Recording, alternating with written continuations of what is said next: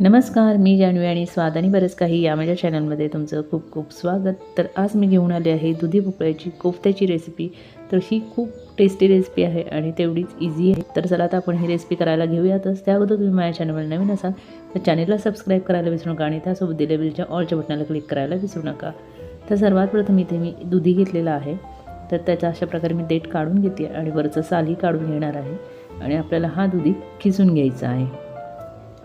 तर बारीक खिसणीने मी खिसून घेत आहे. तर सगळा दुधी आपल्याला खिसून झाल्यानंतर त्यातलं पाणी काढून टाकायचं आहे. एक्स्ट्राचं जे पाणी असतं ते आपल्याला पूर्णपणे काढून टाकायचं आहे. तर अशा प्रकारे हाताच्या साईडने मी पिळून घेते, बघू शकता. तर सगळ्या दुधीमधलं मी पाणी काढून घेतलेलं आहे आणि आता यामध्ये आपण मसाले घालणार आहोत. तर मसाल्यांमध्ये पाव चमचा हळद घालत आहे, 1 चमचा मिरची पावडर घालायची, 1 चमचा धणेपूड घालायचे, 1 चमचा जिरेपूड घालायचे, 1 चमचा गरम मसाला घालायचा आहे आणि चवीनुसार आपल्याला मीठ घालायचं आहे. सोबतच आपण 1 चमचा ओवा हातावर चुरून घालून घेणार आहोत. ओव्याने एक खमंगपणा येतो, त्यामुळे ओवा जरूर घाला आणि त्यासोबतच इथे मी कसुरी मेथीही घालणार आहे. कसुरी मेथीची टेस्ट खूप छान लागते, त्यामुळे शक्यतो कसुरी मेथी स्किप करू नका. आता यामध्ये मी 2 चमचे बेसन पीठ घालणार आहे. बेसन पीठ थोडं जास्तही लागू शकतं, नंतर आपण अंदाजे ॲड करायचं. 1 चमचा तांदळाचं पीठ घातलं आहे. तुम्ही तांदळाच्या पिठाऐवजी कॉर्नफ्लॉवर यूज करू शकता. छानपैकी सगळं मिक्स करायचं, अजिबात पाणी घालायचं नाही. आपण पूर्णपणे पाणी तेवढ्यासाठी काढून घेतलं.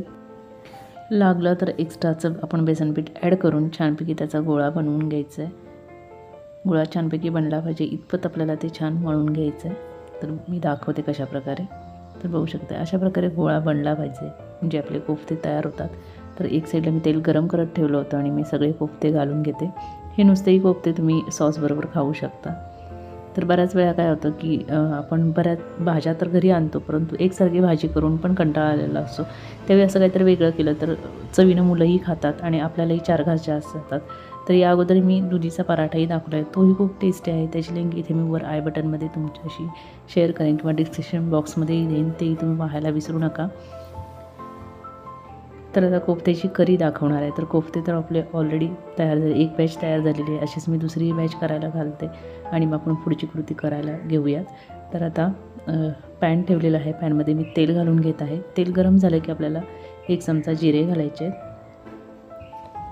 आणि सोबतच आपल्याला तमालपत्र घालून घ्यायचं आहे. तुम्ही खडे मसालेही तुम्हाला आवडत असेल तर तुम्ही घालू शकता, परंतु ते मुलांना दाताखाली आले की ते आवडत नाहीत, म्हणून मी खडे मसाले इथे स्किप केलेले आहेत, कारण तसंही आपण गरम मसाला घालतोच.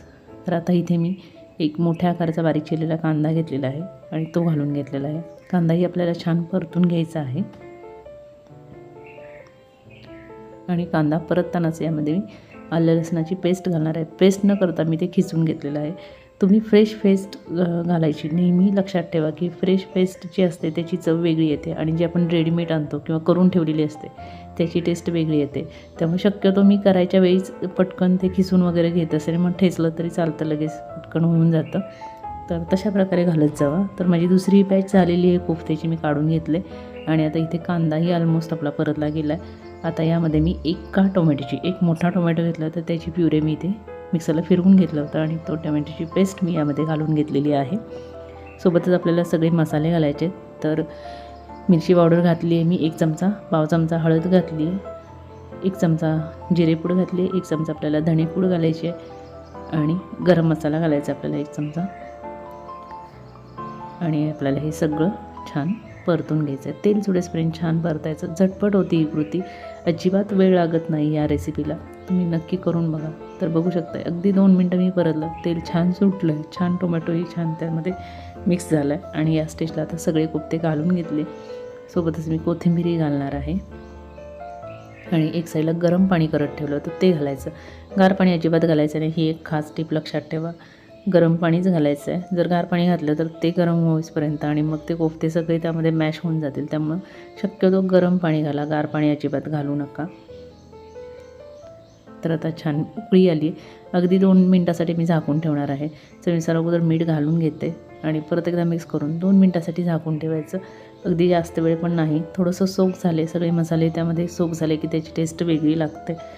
आणि आता लास्टला मी त्यामध्ये दुधावरची जी साय असते, मलाई असते, ती घालून घेतलेली आहे. सोबतच कोथिंबीर घातली. परत एकदा छान मिक्स केलं आणि मी झटपट ती सर्व करणार आहे. तर खूप यम्मी अशी ही रेसिपी आहे. तुम्हालाही खूप आवडेल. नक्की करून बघा. तुमच्या मुलांनाही खूप जास्त ही रेसिपी आवडेल. तर आणि यासोबतच मी जी सांगितली पराठ्याची रेसिपी, तीही नक्की करून बघा. मुलांना टिफिनला देण्यासाठी तो एक उत्तम पर्याय आहे.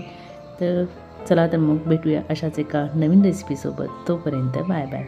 Thanks for watching friends.